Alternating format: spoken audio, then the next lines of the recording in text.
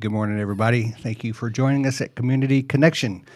I have with me, as always, our illustrious, the amazing, the talented, the show-stopping Claudia Fletcher. Good morning, Robert J. Day, and you don't have to say that every week, just once a month or so. It's good. So, who's the talent in the show, you or me? It's you, sir. Stop it. Let me ask you a question. Okay? So, you're married to a pastor. I think I still am. You- I was this morning when I left the house, so I didn't do something to mess it up. In his career, how many times did he preach or do a study on money? Well, typically annually, there's the stewardship month in a church that they plan ahead of time that is dedicated to that. And he would mention money Yeah. periodically during Yeah. different times. Now we have a church that doesn't really need him to talk about money because they're very faithful stewards and they're good tithers and they take care of their church. But he still talks about our economic impact and care portal whenever he gets a Yeah. chance because that shows how involved they are in the community, which is cool. But it also shows the possibilities of a church that is engaged, understands the role of stewardship, engaged in that it takes money to do ministry, right? Yep, always. So, one of our guests today is our COO, Jeff Nitz, and with him is our Director of Donor Engagement, Wendy Adams. What brings them both together today is that they share a common purpose here at Patrick Henry Family Services. They each deal with money in some way, right? Wendy is trying to raise it, and Jeff's trying to keep us from spending it. He is the chief head steward, really, and all teasing aside, that's a really important goal, right? We just like to tease him about it because he knows math and I don't. But you recently gave a sermon about stewardship yourself, didn't you? I did. And in my church, that was queued up for me. I actually asked for it because I feel like that's an important thing that we as Christians need to wrestle with. Sure. Which is much more than just about money, right? What our pocketbook or our bank accounts have to say. It's much more. It's bigger. Yeah. Right, so if I understand right, the topic of money appears in the Bible a little over 500 times. I mean, as a topic, it appears more than baptism or hell or heaven, just because money is a part of the human experience, and right, it's hard to tell a story without it all results somehow or the other in that, right? Yeah. It says it takes money to make the world go around. I don't know if that's true, but it's certainly a big part of our story, right? Mm-hmm. So we're obviously going to talk about stewardship a little bit today. Why stewardship, Jeff? And then I'm going to ask you the same thing, Wendy. Well, and I should say, we're not intending to make anybody feel guilty here. Yeah. Right? Yeah. Stewardship is sometimes the sermon that folks don't want to go to because they're going to walk away feeling either shame or guilt. I'm not doing what I should. That's not the point of stewardship. Yeah. And when I shared this with my church, it really came from this perspective that I was taught about 15, 20 years ago by a guy in my former organization who said to me when I was telling him how I was wrestling with my wife about how we could get to 10% in our giving. And he said, Jeff, he put his hand on my shoulder and he said, Jeff, it all belongs to God. I had this notion that this little 10% was what I should dole out to God, as opposed to this perspective that everything that I am, my time, my talent, my home, my kids, it all belonged to God, every little bit, and including the gifts that God had given me in all kinds of different ways. And that was a game changer for me to start looking at stewardship that way. And as a result of that, that really started something for both my wife and I about how we can give every aspect, right? How am I giving away what God has given to me? And that's kind of rooted in this notion that God loves giving, right? We wouldn't be believers if God didn't give to us, right? For God so loved the world that he gave, right? He's the giver of all perfect gifts, James says. And so with that, how do we start to emulate not out of a should or a guilt or out of shame, but how do we just emulate out of gratefulness and out of love for our Father in the same way that he gave lavishly to us? And that's when it gets pretty cool, right? Just giving away as much as we'd like to do this and think that's where my security is, right? My bank account is my security. We love security. That's not where to live. So obviously we exist as a nonprofit and do a lot of good because people think about stewardship and they give. And that's where kind of where you come in. You help relationship, make a relationship a part of that, right? So it's not just a transaction, Absolutely. right? And you always use the three words time, Talent. treasure, and Time, talent, and treasure. time, talent, treasure. In that So all order. of In those that things order. are about In that order. in that order. So tell us a little bit about your why. I mean, we know kind of why you're here in this organization, but why this part? Why use your time, talent, and treasure to help this ministry? Well, I think much what Jeff said, stewardship is worship. It's changing the way that we think of what that means. What it's not ours, it's His, and how we use it and how we give it back is representing our worship to Him.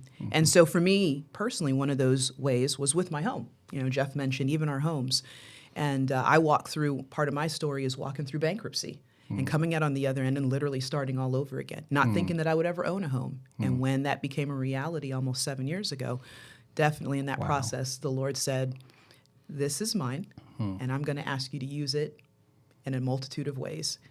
And I didn't know what that meant. And the last time I was on, we shared a little bit of my story and how it's being used now to share that home with a young lady. But prior to that, there have been multiple times missionaries who've stayed and things of that nature, using it for ladies' Bible study, but remembering, not mine. So being open. Yeah. So we have some financial principles here, Patrick Henry, right? What's the first principle? Truly charitable. Truly charitable. It goes way back, long before our time. The founder said, "This is going to be truly charitable," right? They were not going to turn anybody away because they couldn't afford our services, and I think we still hold true to that. Don't you think? Absolutely. Jeff? Yeah. And what's the second one? Don't rely on government money. Do not rely on government money. Why don't we rely on government money? Well, I'm glad you asked. Yes. Because, they come with strings, right? And not always the priorities that we would have for what we think is most important for kids and families long term. Yeah. And that's just really important. I think one of the things that I've appreciated about Patrick Henry as I learned more about him is that this notion of freedom and liberty was real important to him. And I think we as an organization have the freedom and liberty to do what's in the best interest of kids and families for the long haul. Yeah. Now, by not relying on that, not just chasing the next contract, whatever that is, and just saying, what do we think is in the best interest of kids and families? I've always felt there was a disconnect. If we said that we're a Christian organization and we're doing this for the Lord, but then turn around and ask taxpayers to pay for it or ask the government to supply that, it just doesn't seem. Well, it also would hurt, number one, that we just talked about. It might not allow us to be truly charitable That's and right. put those restrictions on who and how. So- Or it would limit how we could be a distinctively faith-based organization too. I've seen that play out, Absolutely. and that creates challenges for us. So because we've been faithful as, truly charitable, and we've not relied on government money, I think God has blessed us, unlike a lot of organizations, in that we now have a third principle. What's that principle? And that's that every dollar that's given, that's donated, goes to program. Yeah. And so we don't have to worry about keeping the lights on with those dollars because we've been good stewards and God's blessed. When you put those three together, that makes us pretty unique, doesn't it, Wendy? It does. Yeah. It does. So if every dollar goes to services, Jeff, and it doesn't go to administrative costs, how are we paying for to keep the lights on and to pay for administrative salaries and those kind of things? How's that happening? Yeah. So we've had folks that have willed their estates to us in the past. That has made a huge difference for us. And our board has wisely set aside a portion of that each year that's measured out. And that covers our overhead expenses that aren't related to direct services, direct programs. And that has made a huge difference for us. Yeah. Keeps us free to do, again, what we think is in the best interest of kids. So if we didn't have that, how much would we be able to accomplish if we were just relying on donated dollars? Probably only about a half of what we're currently doing. So, I mean, that's a half or less. Yeah. Because we'd have to take from what's currently being covered out of the donated dollars. So it would, all in all, less than half of what we're currently doing. Yeah. So an endowment's a pretty powerful thing. It absolutely is. How does an endowment come about? As Jeff said, those who give today and tomorrow, right? Being able to say that what we see happening, we want that continue on beyond ourselves. And when they say, like, let me put you in my estate plan, and there are different ways to be able to do that. So, yeah. All right. We're going to talk about that near the end. So, Jeff, give us some of those principles of stewardship that you preached on the other day that you think would be helpful for us and anybody that's listening. Okay. So I think it starts with that right perspective, this notion that it all does belong to God. I'll read two verses here that I think, well, number one, I shared in my sermon, but I think really point to that. Deuteronomy 10:14 says, "Indeed, heaven and the highest heavens belong to the Lord your God, also the earth with all that is in it." That's not a little bit. Yeah. He's got it all. And then I like this one from Psalm 24:1 where David says, "The earth is the Lord and all of its fullness." And then he says this, "The world and those who dwell therein." We're all a part of God's, his ownership, and that speaks to that. So it all belongs to him. It always did. We try to do the my, our, stuff, but it all belongs to him. But then what I shared too was what's the right motivation for being an effective steward. And again, stewardship is much more than money, right? It's everything. Everything that we are and have that belongs to him.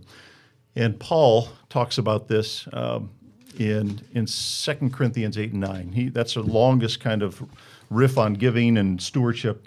And he's talking to the Corinthians, asking for them to give financially because the folks in Jerusalem are really impoverished. They've experienced a lot of persecution, and apparently they're very impoverished there.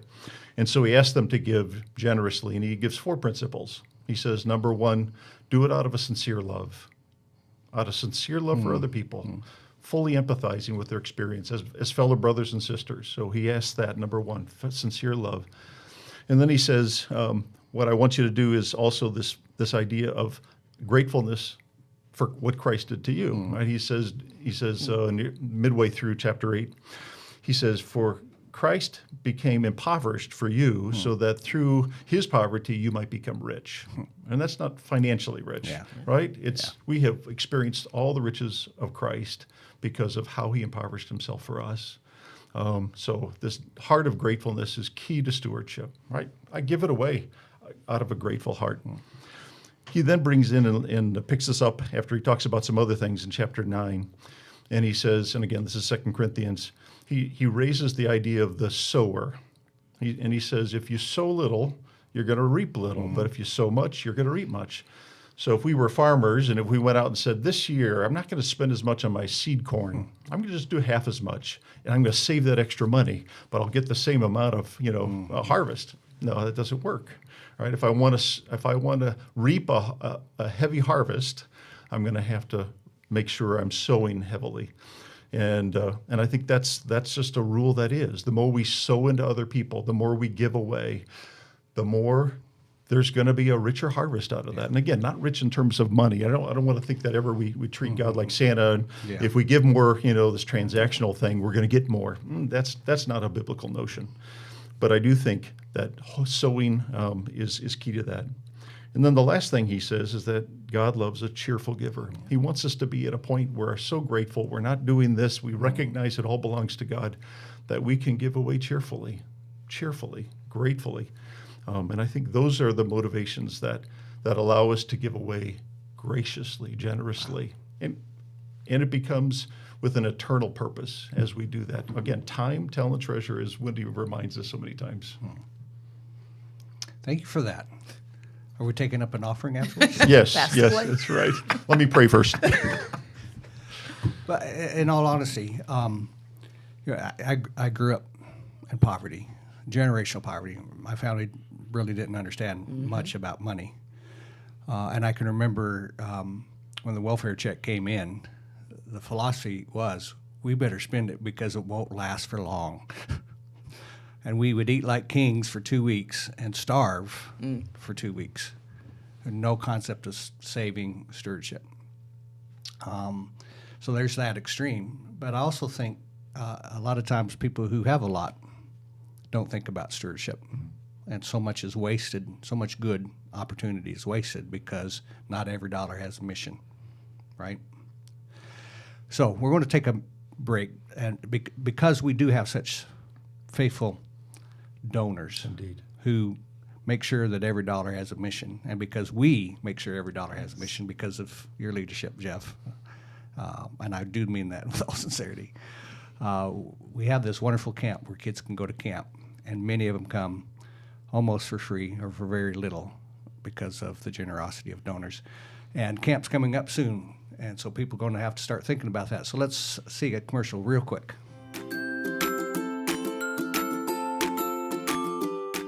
I was looking for something to do. I didn't really like half the things that were out there. I didn't like football, baseball, soccer. Mom looked and she Googled camps near me, and Hat Creek Camp popped up. It was everything I really liked. I just said, why don't I go here? And I came.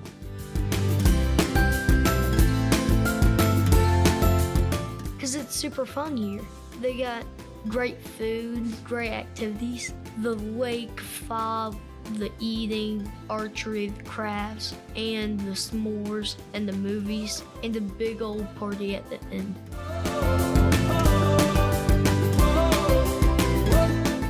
It's super nice to calm down, cool off, sometimes shut your eyes and try to go sleep for 30 minutes, and rest your feet after you've been walking a lot. I really like it. Especially learning about Jesus and stuff like that.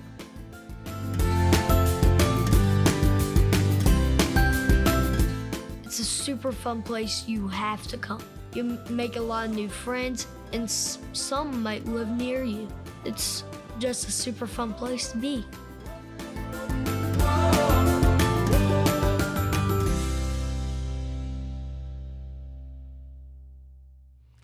Wendy, we got to sign this guy up for. Absolutely. You just got to do it. You just got to. You got to give, Just got to do it. right? Awesome. Talk about a cheerful recipient. You know, I've heard a Right. pastor say cheerful and say hilarious Yeah. giver. Yeah, that's exactly it. Just got to do it. I think he's major gift officer Yeah. right there. Definitely. So how do we talk about stewarding relationships, because relationships probably the greatest resource or asset a ministry or an organization like us would have. And a lot of organizations are very transactional about that. They see them more as an ATM, but we see them as people. Absolutely.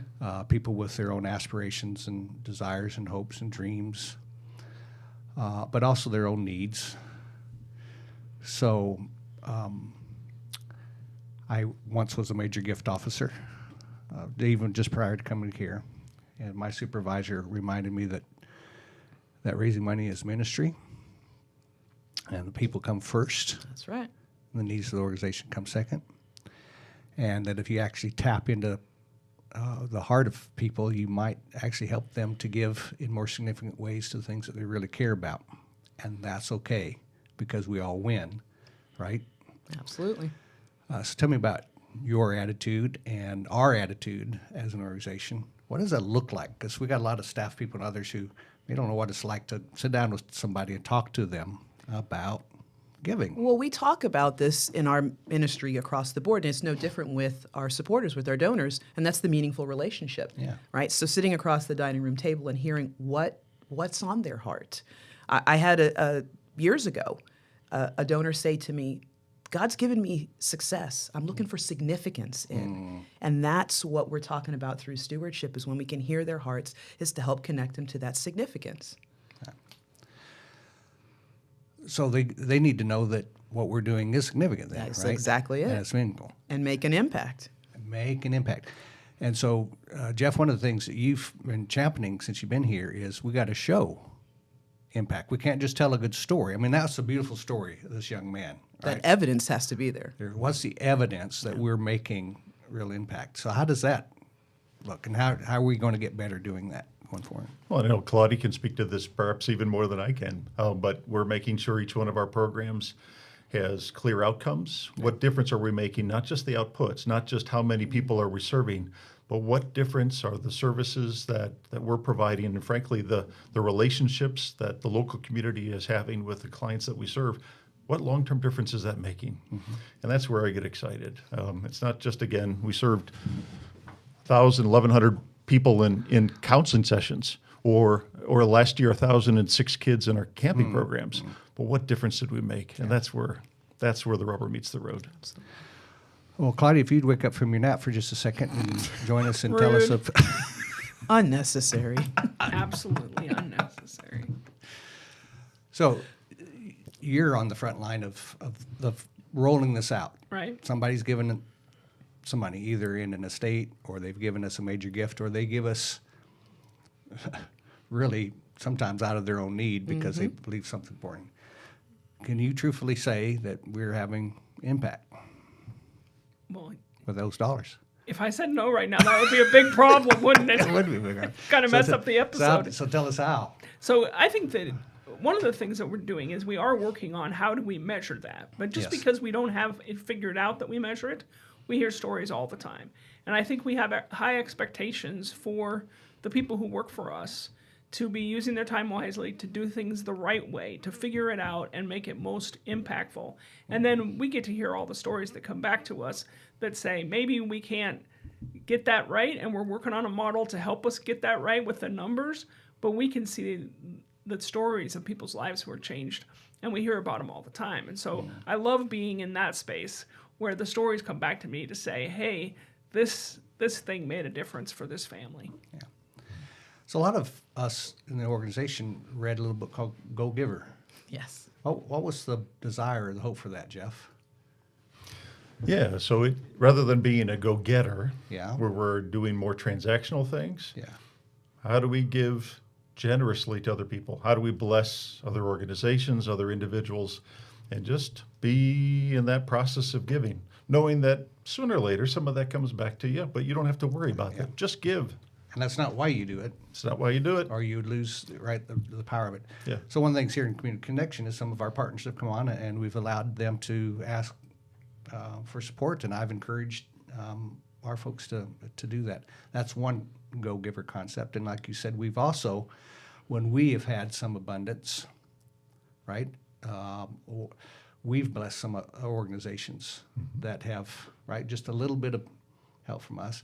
But it's not just financial, right? If we take our time to consult or encourage or cheerlead or network, right, we're giving some of ourselves, right? And that's something that's been important to me since I've been here.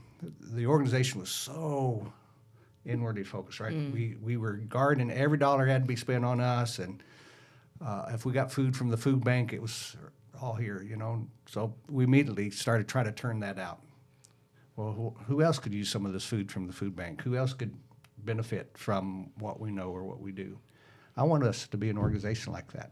And I think when we say, even with volunteer hours for, We do. we say, go, give back. do it. Go, yeah. Yes. So staff, if you still have got some volunteer hours that you can take, do it. Volunteer for some of these organizations, right? Yeah. Can I just say that principle of giving without the idea of getting is at the heart of any successful relationship, right? If I'm not giving to get, our relationship has a much better chance of being a flourishing relationship, right? Whether that's with another organization, us in our individual lives, us with staff. When that's happening, not transactional, beautiful things happen. And it's neat to see us practicing that in a variety of ways. I think it's a tangible show preference to one another. It takes that verse and Right on. walks it out. Yeah. So one of the ways that we are giving back to the community is through collaboration and networking. And you two have been scheming, planning, praying, preparing for something big in this regard to stewardship and our community. Tell us about it. Yeah. So a number of years ago, I saw how it played out for a few organizations to work together to provide a planned giving seminar, just to make sure folks within their community knew about the many ways that people could say, what am I going to do with my estate, right? After I'm long gone, what good can that do in my community and my world? And so we reached out to a few organizations here, including Jubilee Family Development Center, Greater Lynchburg Community Foundation, and Parkview Community Mission, and Sports Outreach Institute, and they were all willing to say, yeah, let's do this together. Let's kind of join hands here and do this for our donors as a way of helping them. And so we're providing a free seminar here on February 24th. It's 2 Fridays from now. And we have an attorney who knows all about estate planning and 2 financial planners, and they're going to share a wealth of information. Frankly, if you sat down with any of them, you'd be paying big money for that. And it just provides all kinds of opportunities and options that people may not have thought about. What do I do with my estate? Yeah. And some people have already built this into their will. There's other options that, right? Or that's the beautiful thing, is giving people viable options for what happens after we're gone. Because if you don't have a plan for your state, the government will decide that for you. Won't they? Indeed, they will. That plan's already in motion. They've got plans, Yep. and it's probably not going to have anything to do with what you would like to do with that, right? Correct. Yeah. So, aren't you a little nervous that if we have this seminar and these other groups are there, that they may get those estate gifts and not you? Not at all. And I say that because when you do have those conversations across the table, I love when you hear from a donor what their heart is, and if it's something that is not where we are and what we can serve, that you can share. You can. Bring that healthy philanthropy out. So I'm going to tell a quick story on that. Yeah. So, in my role as major gift officer, my supervisors, because he encouraged that kind of go-giving, I was sitting down with a widow who had a farm that her husband had left her, right? And a lot of farmers are resource rich but cash poor, that's right. right? And so she had been faithfully giving to about 5 different organizations, and because she thought she needed to be fair, they all got the same amount. But when you really talk to her, she would light up when she talked about one of those. And it wasn't the one that I was representing, Yes. right? Those were, I should do this to be fair, because fairness was important to her. But when she talked about that other one, boy, she lit up. Yeah. And so I just said, ma'am, if you took what you're doing to all 5 and poured into the thing that you love, it would change. It would literally change what's happening in that organization. And first, I think she was surprised that I said that to her, because she expected me to say that I should be the one that got all of that. But no, I don't know what she did ultimately. But I went back and told my supervisor that little, like, in, this is that, right? And he said, it lifts all, right? The wave lifts all boats. And if it's all for the kingdom, Amen. we all benefit ultimately for that. That's right. But you really believe that too, don't you? I do. Yeah. I do, absolutely. And I've seen it time and time again. And again, we're not worried about it. And it always comes full circle. Yeah, yeah. Anything else you want to add to this, Jeff? Let's put that thing on the graphic up Oh, there. for leveraging your legacy. Yeah. So remind us again. What is this? Where is it? And how do we get signed up? So it's being held at the Lynchburg Regional Business Alliance downtown Lynchburg. You can see that there, 300 Licado Place. And it's from 11 to 1. We need to know really by next Friday if anybody's interested. Just call us and let us know you're interested.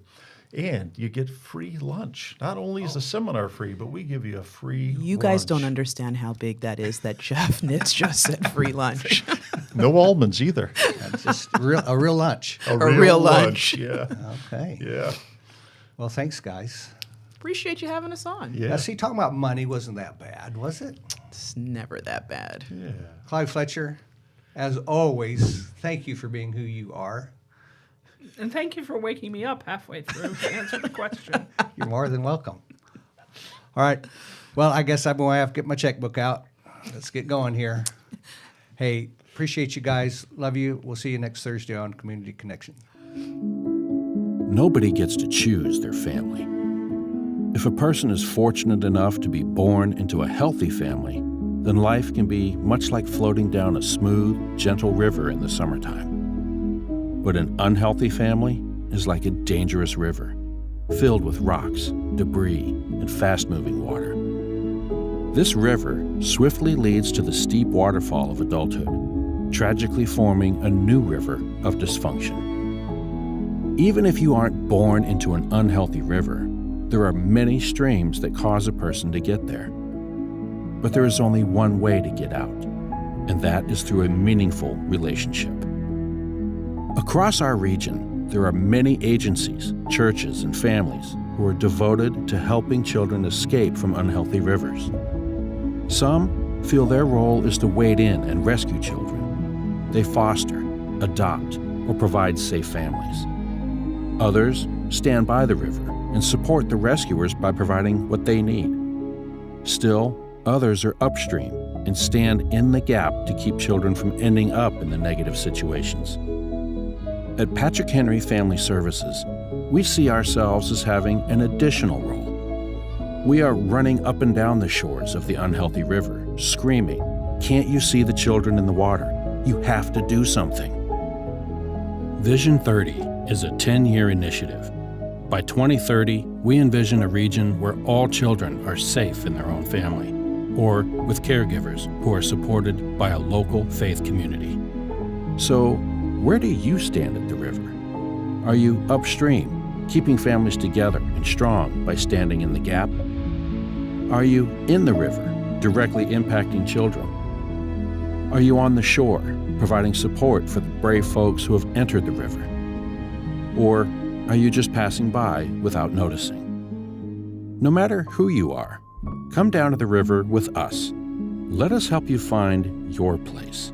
Not only will lives be changed, but you will never be the same.